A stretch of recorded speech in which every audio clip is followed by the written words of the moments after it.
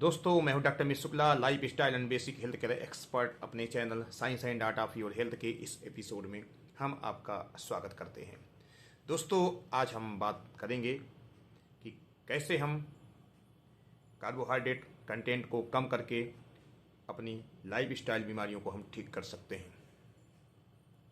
इसके पहले हम आपको होली की ढेर सारी शुभकामनाएं देना चाहते हैं और आशा करते हैं कि होली का पर्व आप लोगों के जीवन में एक अच्छा रंग लेकर आए, जिससे कि आप लोग खुश रहें, आनंदित रहें, आप स्वस्थ रहें।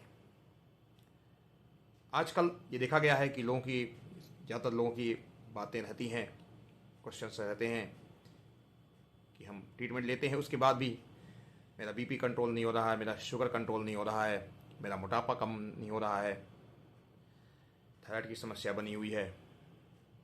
ज़्यादातर लोगों की ये क्वेश्चन होते हैं, प्रश्न होते हैं और उनको कोई जवाब नहीं मिलता है। बेहतर से बेहतर डॉक्टरों को दिखा दिए हैं और अच्छे से अच्छा ट्रीटमेंट ले रहे हैं, फिर भी उनकी समस्याएं खत्म नहीं हो रही हैं। तो इसी प्रश्न के जवाब में आज हम ये वीडियो आप तक लेकर आए हैं। तो आज हम इसी विषय पर एक वैज्ञानिक विश्लेषण आपके बीच करेंगे। दोस्तों, वैज्ञानिक विश्लेषण करने के पहले हम आपको डॉक्टर एटकिंस की डाइट रिवॉल्यूशन जो बुक है, किताब है, उसके बारे में एक छोटी सी चर्चा करेंगे। अमेरिकी वैज्ञानिक डॉक्टर एटकिंस जो थे वो काफ़ी मोटे हुए थे और मोटापे के कारण काफ़ी परेशान थे। वो एक कार्डियोलॉजिस्ट थे, उसके बावजूद भी अपना मोटापा कम नहीं कर पा रहे थे। उन्होंने बहुत से डाइट प्लान यूज किए, लेकिन उनको कुछ रिसर्च पेपर्स मिले और उसके बाद उन्होंने एक नया डाइट प्लान अपने जीवन में लाया। वो डाइट प्लान था कि कार्बोहाइड्रेट को उन्होंने कम से कम कर दिया। जब कम से कम कार्बोहाइड्रेट कर दिया तो उसके बाद देखा कि उनका वजन घटने लगा और उसी अनुभव को उन्होंने अपनी किताब डॉक्टर एटकिंस डाइट रिवॉल्यूशन, आहार क्रांति में लिखा। और उसके बाद उन्होंने अपने पेशेंट पर भी ट्राई किया और देखा कि बहुत अच्छे परिणाम मिले। मोटापा घटने लगा और बहुत सारी लाइफ स्टाइल बीमारियाँ ठीक होने लगीं। तो दोस्तों, वो डाइट प्लान क्या था उसके बारे में चर्चा कर रहे हैं। उन्होंने प्रोटीन और फैट को अपनी डाइट में बढ़ा दिया और कार्बोहाइड्रेट को उन्होंने मिनिमम कर दिया। बस यही किया था उन्होंने कि कार्बोहाइड्रेट का जो पोर्शन है उन्होंने लगभग कम कर दिया था और प्रोटीन और फैट के पोर्शन को उन्होंने बढ़ा दिया था। इसके बाद उनका वजन भी कम होने लगा, उनका फैटी लीवर की भी समस्या खत्म हो गई, उनका कोलेस्ट्रॉल ट्राइग्लिसराइड की भी समस्याएं कम होने लगी और उनका वजन भी कम हो गया। तो दोस्तों, अगर हम कार्बोहाइड्रेट कंटेंट को 25% कर देते हैं, अपने खाने का सिर्फ 25%, 1/4 कर देते हैं, तो आपका वजन नियंत्रित होने लगता है। यानी कि 75% आपका सलाद, सब्जी, प्रोटीन, फैट ये सब होना चाहिए। 25% आपका थाली में कार्बोहाइड्रेट होना चाहिए, यानी कि रोटी, चावल ये सब होना चाहिए। और साथ में जो रिफाइंड कार्बोहाइड्रेट है, जैसे कि चीनी है, मैदा है, इनसे आपको बचना है। अगर आप ये सब करते हैं तो आप देखेंगे कि आपके वजन भी नियंत्रित रहेगा, आपका शुगर भी नियंत्रित रहेगा और साथ में आपका कोलेस्ट्रॉल वगैरह भी अच्छा रहेगा। तो आपको रिफाइंड कार्ब से दूरी बना के रखना है, रिफाइंड ऑयल को भी दूरी बना कर रखना है और रोटी और चावल को भी कम से कम यूज करना है। यानी कि आपको अपने खाने का सिर्फ 25% ही कार्बोहाइड्रेट रखना है। रोटी या चावल जो भी खाएं, कोई एक चीज़ खाएं एक बार में। और अगर आपने चावल खा रहे हैं तो एक कटोरी, अगर आप चावल खा रहे हैं तो उसमें एक कटोरी आपने दाल मिला दिया है, एक कटोरी आपने उसमें सब्जी मिला दी है, एक कटोरी आपने सलाद मिला दिया है और एक कटोरी आपने चावल ले लिया है। तो देखेंगे कि आपका जो पोर्शन बना वो 25% आपका चावल हो गया, 75% आपका प्रोटीन यानी दाल हो गई, सब्जियां हो गई, सलाद हो गई।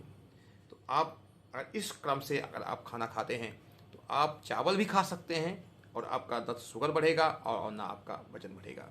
अगर आपको रोटी खाना है तो आप 2 रोटी रख लीजिए, एक टुकड़ा आप रोटी का लीजिए, उसको 1 चम्मच दाल के साथ खाइए और 1 चम्मच आप सब्जी खाइए। तो दाल भी खाइए, सब्जी खाइए और 1 टुकड़ा सलाद का खाइए। तो देखेंगे जब आप ऐसा खाते हैं तो आपका खाने का जो पोर्शन है वो 25% कार्बोहाइड्रेट हो जाता है। साथ में आप दही भी ले सकते हैं। तो अगर ऐसा आप दोपहर के भोजन की हम बात कर रहे हैं तो इस क्रम से अगर आप भोजन करते हैं कि आप 1 निवाला आपका रोटी का है तो 1 टुकड़ा आप सलाद ले रहे हैं, 1 चम्मच सब्जी ले रहे हैं और 1 चम्मच आप दाल ले रहे हैं, तो ये भी 75% हो आपका हो जाता है। तो अगर इस क्रम से अगर आप खाना खाते हैं तो आप देखेंगे कि आपका वजन भी कम होने लगेगा। आपकी जितनी भी मेटाबॉलिक सिंड्रोम है, मेटाबॉलिक डिसऑर्डर हैं, वो सब ठीक होने लगते हैं। जैसे कि आपका वजन बढ़ा हुआ है तो वो कम होने लगेगा, आपका ट्राइग्लिसराइड बढ़ा हुआ है तो वो भी कम होने लगेगा, आपका कोलेस्ट्रॉल, बुरा कोलेस्ट्रॉल, बैड कोलेस्ट्रॉल एलडीएल जो है बढ़ा हुआ है वो भी ठीक होने लगेगा, आपकी थायराइड की समस्या है वो भी ठीक होने लगेगी, कैंसर की समस्याएं हैं वो भी ठीक होने लगेगी। यानी कि जितनी भी मेटाबॉलिक बीमारियां हैं, इन्फ्लेमेशन है शरीर का, वो भी ठीक होने लगता है। तो क्या करता है, कार्बोहाइड्रेट इतना खराब क्यों है, आप इसको समझने की कोशिश करिए। क्योंकि जब हम खाना खाते हैं तो ये हमारे खाना जो है कार्बोहाइड्रेट ये ग्लूकोज में बदल जाता है, ग्लूकोज हमारे सेल में जाता है और इंसुलिन हार्मोन्स की मदद से ये सेल के अंदर प्रवेश करता है। लेकिन जब आप बार बार खाना खाते हैं तो खाने की मात्रा इतनी ज़्यादा होती है कि हमारे सेल उसको पूरी तरह से नहीं ले पाती हैं। इंसुलिन की मात्रा बढ़ती है, इंसुलिन की मात्रा बढ़े होने के बावजूद भी ज़रूरत नहीं है तो क्यों लेगा। तो वो जो एक्सेस में आपका ग्लूकोज है ये आपका फैट में बदलने लगता है, ट्राइग्लिसराइड में बदलने लगता है, एलडीएल यानी खराब कोलेस्ट्रॉल में बदलने लगता है। और जो ये है इसके साथ साथ जो एक्स्ट्रा फैट है ये हमारे पेट में लीवर के चारों ओर चर्बी के रूप में जमा होने लगता है, यानी आपका बेली फैट भी बढ़ जाता है, आप मसल्स में जमा हो जाता है और आपका मोटापा बढ़ने लगता है। ऐसी स्थिति को हम इंसुलिन रेजिस्टेंस कहते हैं। यानी कि जब हमारा जो सेल हैं इंसुलिन होने के बावजूद भी ग्लूकोज की एंट्री नहीं करते हैं, ग्लूकोज को एक्सेप्ट नहीं करते हैं, उसको यूज नहीं करते हैं, तो ये ग्लूकोज आपका फैट में कन्वर्ट होने लगता है और ऐसी स्थिति को हम इंसुलिन रेजिस्टेंस कहते हैं। इंसुलिन रेजिस्टेंस जो है मेटाबॉलिक सिंड्रोम का बहुत बड़ा कारण है। इसको जेरार्ड रीवन ने 1990 के आसपास बताया था कि अगर आप ज़्यादा कार्बोहाइड्रेट लेते हैं, ज़्यादा ग्लूकोज लेते हैं तो आपकी सेल्स जो हैं, आपका जो बॉडी है, आपकी जो सेल है ग्लूकोज के लेना बंद कर देती हैं। इंसुलिन हार्मोन्स होने के बावजूद भी इंसुलिन की मात्रा एक्सेस में बनने लगती है, उसके बाद भी वो हमारी सेल जो हैं, हमारी कोशिकाएं हैं, ग्लूकोज का कंजप्शन नहीं कर पाती हैं और ये ग्लूकोज फैट में कन्वर्ट हो जाता है, जिसके कारण से बहुत सारी समस्याएं आती हैं, जैसे कैंसर है, ट्राइग्लिसराइड बढ़ गया, एलडीएल बढ़ गया, थायराइड हो गया, इन्फ्लेमेशन शरीर में हो जाए, हार्ट की बीमारियां हैं, ये सब हो जाती हैं। तो आप अपने ग्लूकोज पोर्शन को कम करके बहुत सारी बीमारियों से मुक्ति प्राप्त कर सकते हैं। ये बहुत बड़ा मिथ है कि आप अगर घी खा रहे हैं तो बोलते हैं घी खाने से आपका शुगर बढ़ जाता है। ये बहुत ही बड़ा गलत धारणा है। घी खाने से कोई शुगर नहीं बढ़ता और ना मोटापा बढ़ता है। आप घी खाइए, घी खाने से कोई नुकसान नहीं है। आपको कार्बोहाइड्रेट को कम करना है। आप फैट खा सकते हैं, हेल्दी फैट में आता है, घी खाइए, दूध खाइए, दही खाइए, लेकिन मात्रा निश्चित होनी चाहिए, अनलिमिटेड नहीं होना चाहिए।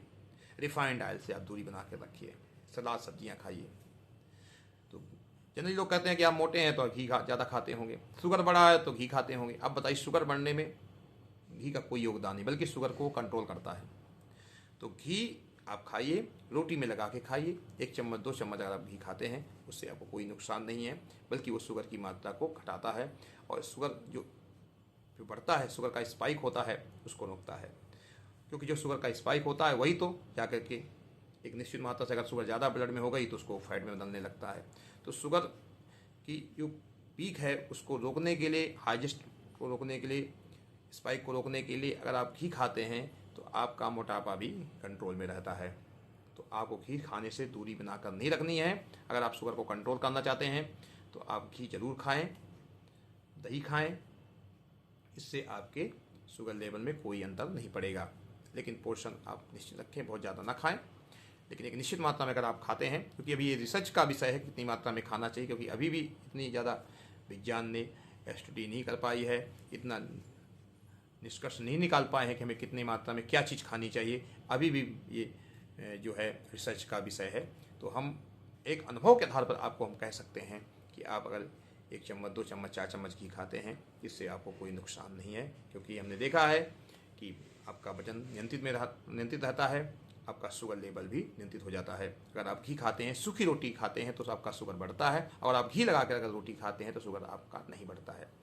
तो इसलिए हम को अगर अपने वजन को नियंत्रित करना है, अपने शुगर लेवल को अच्छा रखना है, अपने कोलेस्ट्रॉल ट्राइग्लिसराइड को नियंत्रित रखना है, तो आपको अपने कार्बोहाइड्रेट पोर्शन को, कार्बोहाइड्रेट यानी रोटी, चावल, दलिया, मैदा से बनी चीज़ें, मिठाइयाँ, शक्कर, इनसे बनी चीज़ें, इनसे आपको दूरी बनाकर रखनी पड़ेगी। यानी रोटी चावल को आप नियंत्रित मात्रा में खाइए, बल्कि रिफाइंड शुगर को आप हटा सकते हैं, मैदा को आप अपने जीवन से हटा सकते हैं, शक्कर को आप हटा सकते हैं, मिठाइयाँ नहीं खाइए क्योंकि इनके बिना जीवन चल सकता है। लेकिन रोटी चावल तो ज़रूरी है, इसलिए आप इसको एक नियंत्रित मात्रा में अगर खाते हैं, 25% आप पूरे खाने में रखते हैं, तो आपका हेल्थ अच्छा रहेगा और आपके हर त्यौहार बड़े मज़ेदार से, बड़े आनंदित होकर के बीतेंगे। इसलिए दोस्तों, इस जानकारी को देने में अगर मेरा प्रयास सफल रहा तो इसको लाइक करें, चैनल को आपने अगर सब्सक्राइब नहीं किया है तो सब्सक्राइब कर लें। आगे हम ऐसे ही नॉलेज वाले वीडियो बनाते रहेंगे। आज के लिए बस इतना।